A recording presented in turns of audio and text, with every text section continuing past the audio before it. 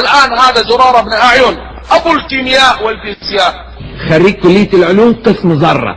هذا عنده كتاب من أعظم الكتب، كان يجلس عند الإمام جعفر بن محمد الصادق. يا سلام أيام.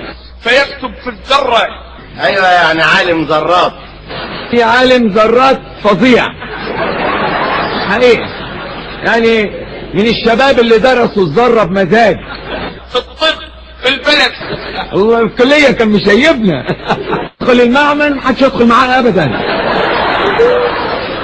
يا سلام أيام. الكلية تقفل 3 أيام. فظيع مش سهل يعني. تدرون هذا الكتاب وين موجود الآن؟ بخط يد هذا الرجل الذي هو كان ملازم لجعفر بن محمد الصادق، موجود في مكتبة الكونغرس في واشنطن. فظيع مش سهل يعني. الوحيد اللي اثبت ان الذرة لها صوت هو عنه. ولا يخرج هذا الكتاب الا بتوقيع شرعي من الرئيس الامريكي. وبقى ماسك الشهادة ويغني رقصني يا جدع على ذرة ونور. وين موجود الآن؟